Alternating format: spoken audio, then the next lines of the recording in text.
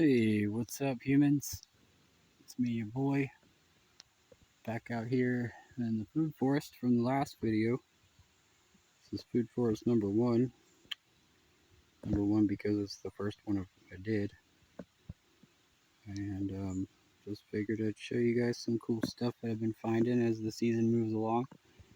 I was back here on the top edge, like next to our forest here, that goes off into some like 130 something acres, 137 acres of woodland out here. And right here at the edge is our dynamic range, and that's where things are meeting and always changing. It's where the forest meets the open. And I found these wineberries. They were covered up under a bunch of wild roses and bittersweet, and it took me a couple hours, about 4 hours, to really get them open back up. But man, did I luck out here. I found a bunch of them. Let's go look at them. This is one of my favorite native berries. Well, I think it's actually invasive from somewhere. I'll put the information in there later in the comments, but it grows really well here, and it doesn't act like an invasive. It doesn't take over things. It just pops in and gives us some nice tasty fruit. Check out these fruits. They are really beautiful things. They have this like translucence to them, and the berries, while they're developing, are covered in these pods that are covered in trichomes, all the sticky sap on the coverings. Pretty cool. And the trichomes have a bunch of like antifungal, antimicrobial stuff going on that keeps the berries safe while they develop, because they're really delicate. And but man, look at those things. They're just so beautiful. One of my favorites. They taste so good. They're sweeter than a raspberry and blackberry, but still have that nice tangy flavor to them. They're so good. I don't know why I don't find these in the stores. It might be because they're so delicate. I don't know. Maybe they do somewhere. I have no idea. But yeah. So I got them all stood up on these little bamboo stands I made up real quick. Get them off the ground. But I found so many of them in here. Got 4 big patches. There's lots and tons of them coming on right now. I got easily at least 2 good pies here you could make. Here's the 4th patch I haven't gotten into yet. See, it's covered in grapevines and bittersweet. Oriental bittersweet is one of those invasive vines that just eats up everything. It's a tough one to combat. I'll show you guys what it looks like here. If you ever see it growing, you want to take it out. It's really tough to get rid of. But here's the leaf, what it looks like. It's got those simple alternate leaves. And it just wraps around everything and gets up into the trees. It'll take out a whole tree line. And back to what I was talking about, the dynamic edge of the forest, the dynamic range. This is where you find a lot of your vines and pioneer species that are paving the way for the forest to start growing, taking land and making the soil into a better composition. And this is also an area where you find specific species that like to grow just in the shade or part shade, like these hydrangeas, for instance. These here already been blooming. They're really going to seed now, but you see them all along the edge of the forests quite a bit, like little openings in the woods. It's the wild hydrangea. And you'll find the dogwoods here a lot on the edge, along with species like eastern redbud Cercis canadensis. But yeah, here's the forest growing on and on and on. Here's one of our native nitrogen fixing species that I like to just let grow and incorporate into the systems, because they do so well in the poorest of conditions, and that's part of their job. As a pioneer species, they show up and do the forward work for the other species that need a little more established soil, and this is the black locust, Robinia pseudo-acacia. It's in the pea family, well, the subfamily Acaciaceae. It's related to acacia. It's got these little thorns on it, so people don't like it. And it acts like a weed because weeds are there for a reason. They show up to do the work, like I said. And the leaves are alternate compound structure. See this whole strand here is one leaf, and those all individual are leaflets. So this is a compound leaf, and you'll find that most common in this family, all its subfamilies, acacia and yeah. So there's that.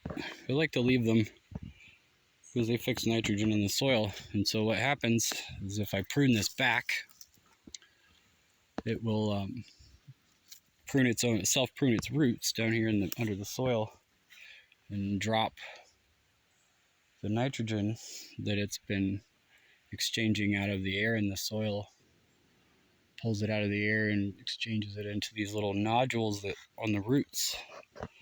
And the nodules are colonies of different species of bacteria that do all this work. So when I prune it, I can just throw everything down on the ground around wherever. And also, when you prune a tree, it sends off hormones into the soil that tell other plants around it, more specifically, it'll tell the trees around it that there's more room to grow now. And so if I have these real close to my fruit trees or other species, I can get those other species to grow a little bit faster, quite a bit faster. And that's part of the concept of doing these polycultural designs, is that you have all these support species to help the things that you're trying to grow. And so in my mind, there's no such thing as a weed, because they generally are all useful. I mean, even the bittersweet over there, it has a place where it's from, somewhere over in Asia. And the birds like it. I mean, they spread it all over the place.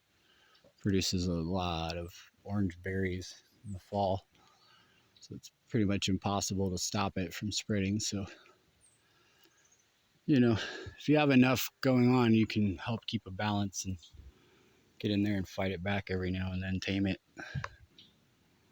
You know, but it's not that bad. So here's a chestnut tree with all this wild mint growing around it. It's pretty big. See how much bigger this chestnut tree is here next to this nitrogen fixer.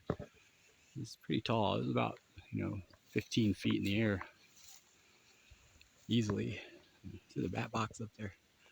And see, it's just so much bigger over here. And then walk over here to this little guy over here standing alone. And it's about 5-6 feet shorter. I'm not doing so good. I mean, it's doing great, but not doing as good as that thing. So there's a little bit of some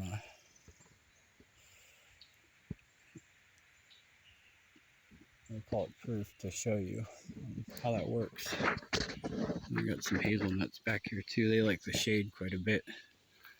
A little closer to the woods. They're about 5 years old. Had to get in here in the spring and carve out these paths again and open everything back up. Give some individual attention to all these trees and berry bushes. Made a path up through here. Very nice. Very nice. But yeah, this hazelnut's doing really good.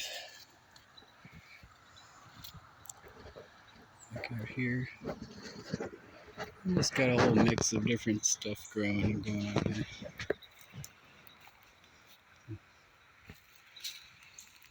Pretty nice.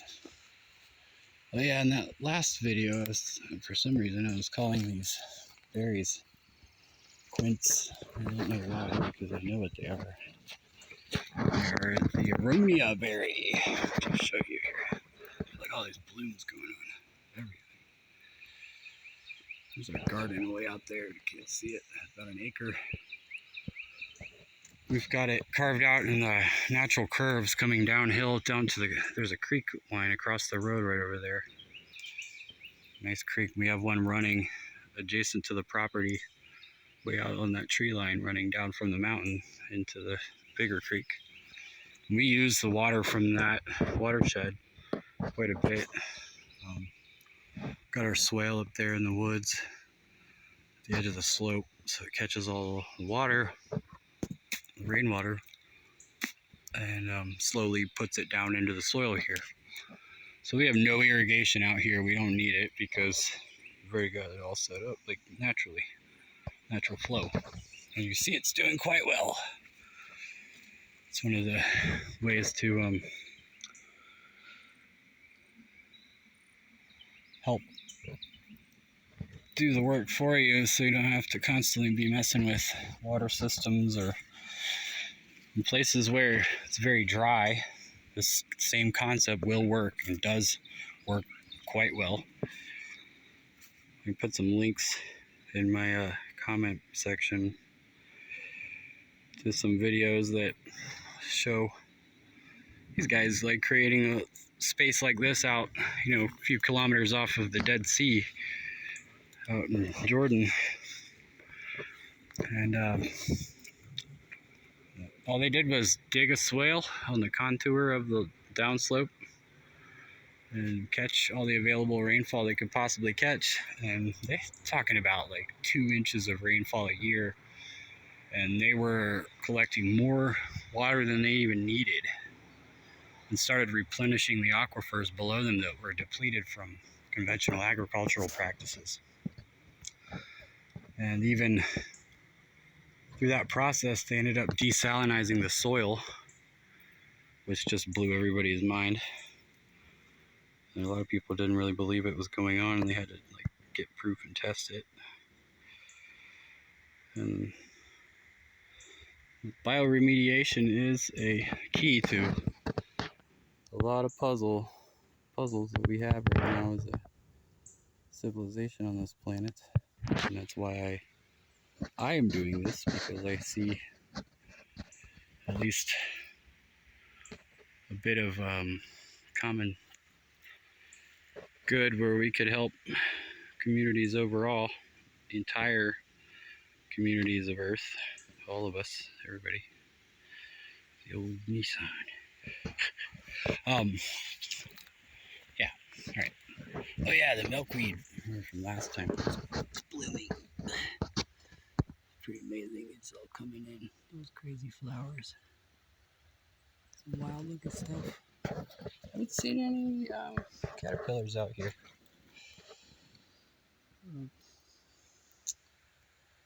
Yeah. Oh yeah, I was gonna show you guys the wild carrots. Show you guys the aronia berries that I was calling quince last time. I have no idea why. I have this, whatever. But here they are, the aronia berry. A lot of people don't like the flavor of them, but they're a very useful bush. They produce fruit pretty much all on their own. There's not much you have to do. We just plant them, give them some water. They'll take off and just grow like crazy. Get really dark. See those? And They contain a lot of antioxidant. I don't know why people don't like them. Maybe their species they have aren't so good, different varieties. Or maybe, when someone just plants one in the middle of their yard, that'll also affect the flavor of fruits. Here's some more of those wild wineberries blowing up in the middle here. But yeah, if you have a thriving ecosystem with a lot of good soil and water, the fruits are going to taste a lot better. And these are delicious. They've got like a sour bite to them. And they're kind of sweet. It's kind of similar to like an apple and a berry. Some kind of like purple berry, blueberry or something. But aronia, I mean, it's like one of the superfoods or whatever. We've got like 20 of them out here. They're just all over the place. Here's another one of our nitrogen fixing support species, the eastern redbud. It's also in the pea family, another subfamily of the Leguminosae family. It's a native. Usually, like I was saying, it grows on the forest edges. It'll flower these purple pink flowers on the branches before the leaves come out. And the flowers are edible. They have a pea flavor. Tastes like green peas, not pea. And see how close they have it here to this cherry tree. And the cherry tree is like going crazy. It's so tall. Another giant 15-foot tree. And all these trees we planted were about the same size. Look at this pear tree coming on, a bunch of pears on it. A handful of pears. Not bad for being like, like 5, 6 years old. And so they're right next to each other. I pruned this back, this red bud, like 2 months ago, before everything started really taking off. And I just mulched everything down on the ground and threw some like biochar and some regular mulch just on top of it. And and I used the clover. I planted all over the place, and the comfrey, which is this little rascal plant here. So you can see it's taking over, as it likes to do. I'll take that and chop it up with the clover and whatever else, like the branches from the support species, and throw them down on the ground around the fruit trees, and then mulch on top of them with like wood chips or mulch or whatever you got.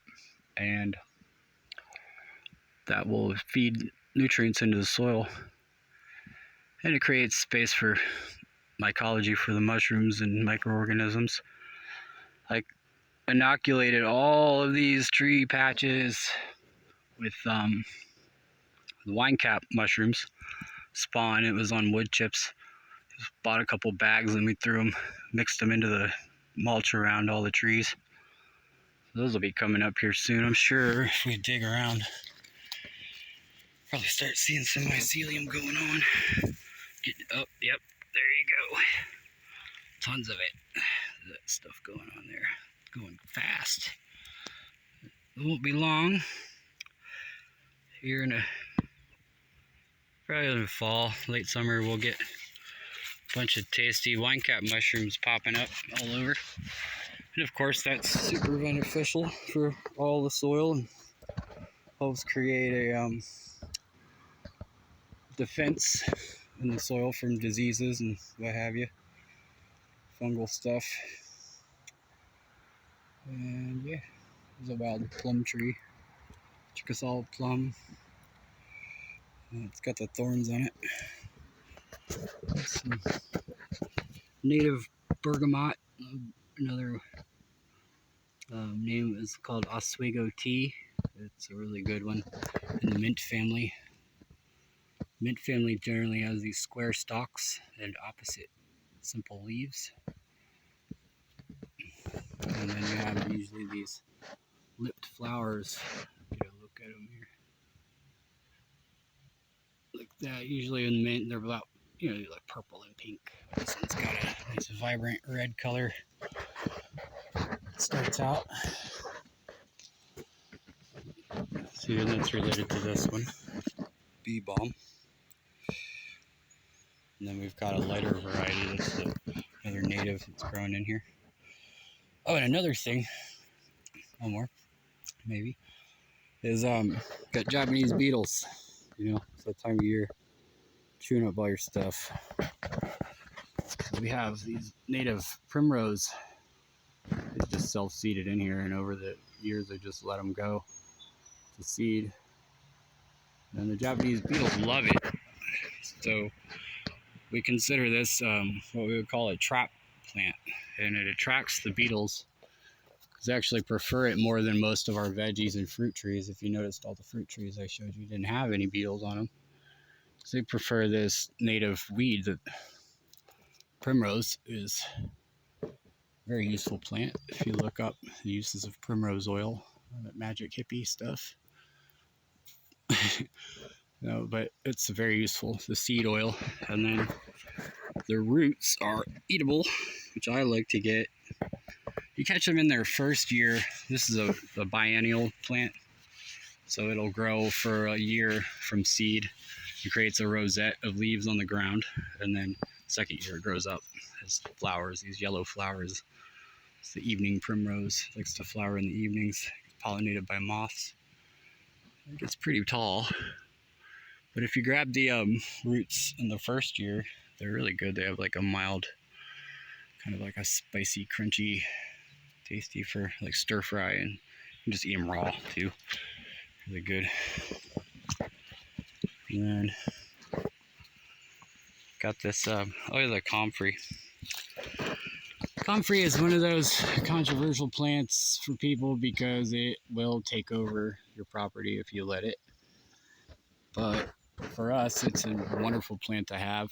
It mines its roots deep down into the soil. It'll go down, you know, like 10 feet has been recorded, like even, you know, 10 to 12 feet down.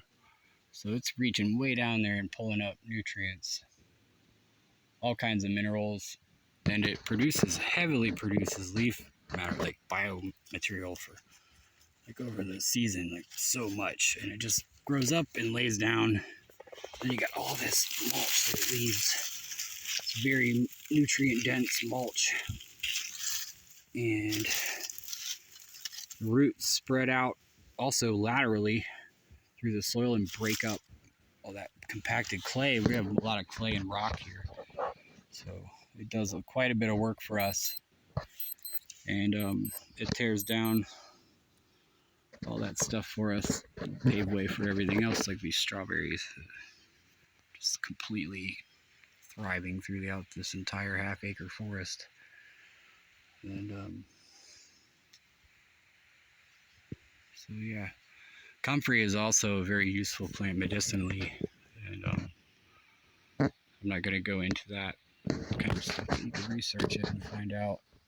It's really good for wounds and cuts, and it has another name called knit bone, because it's got a reputation for quickly healing broken bones and torn ligaments.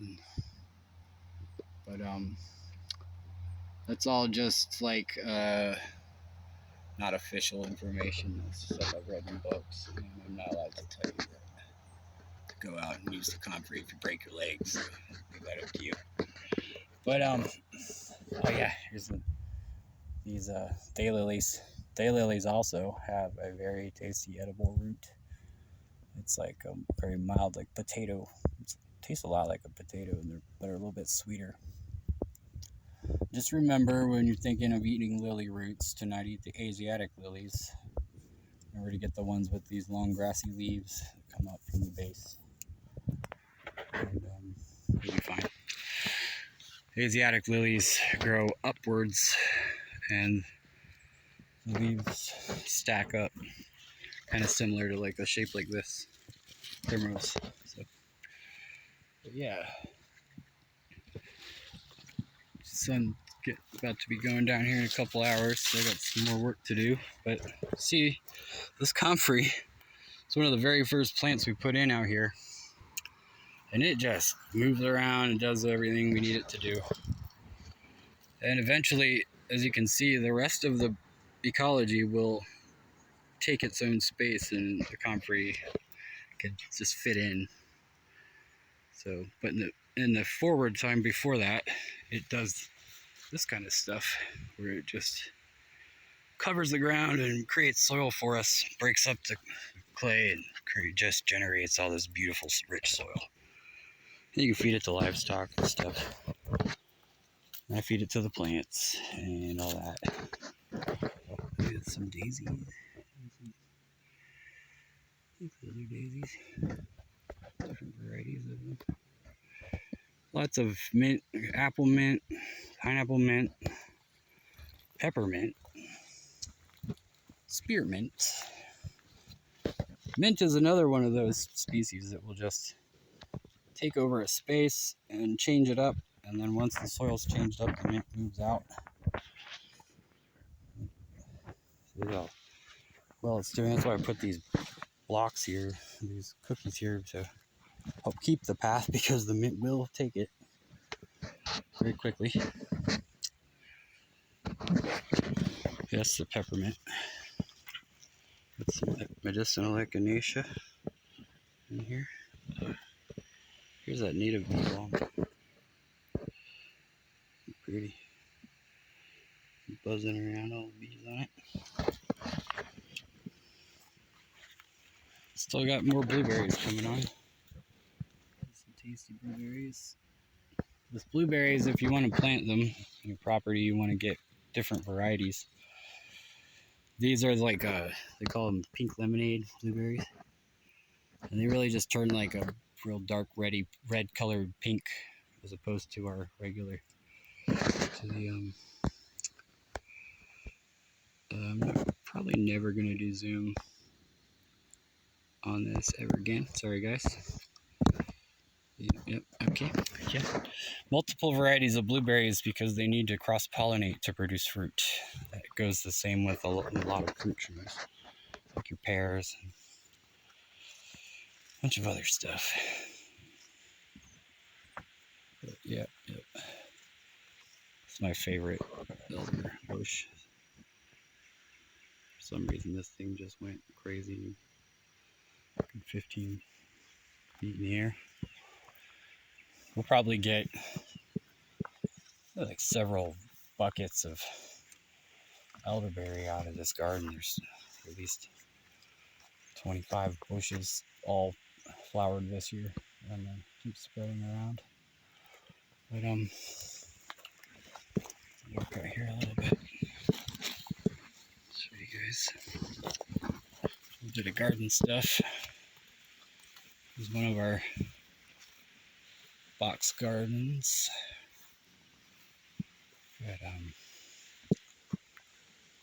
Got herb spirals in there and stuff. Those are artichoke plants, for those of you who may have never seen one. It's a thistle. They get pretty big and they're beautiful, frosty.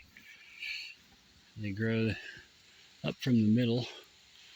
It'll grow up in the artichokes that we eat are the flower buds of those giant thistle bushes. We've got our valerian growing over here, the majestic calming mother plant. Those of you that don't know about valerian, it's one of the very, very best medicines for anxiety. Make tea from the root. Some fig trees that I recovered from dying root systems. Just got them propagated. Doing great. This one's really kicking off. I don't know why. We got some kind of blight last year, knocked out everybody's figs all over the place. But we got them snapping back. There's some amaranth over here. You guys know about amaranth? The golden amaranth. It's a nice seed like millet. You can use it in breads and whatever. Make flour. Put it in your pancakes and seed mixes, trail mixes. Here's another thing with the why we plant flowers all over the place is because the bugs are attracted more so to the flowering varieties than there are veggies. If you only have your veggies growing, then that, you're not really giving them an option to eat something else. So you want to diversify what you're planting. Just plant everything you can possibly you want to grow and try it. Just check and make sure that it'll grow in your area. And there are plenty of plants that won't last year round in your area, but you can get them to grow like through the spring, summer, and fall maybe, and stuff like that. So, don't get discouraged. Just try it out. And remember to just be patient. And the more you do this, the more you'll learn. And what I find is the more I do it, the more calming it is on my entire being. Overall, just mellows me out. Oh, here's some borage. Pretty cool plant.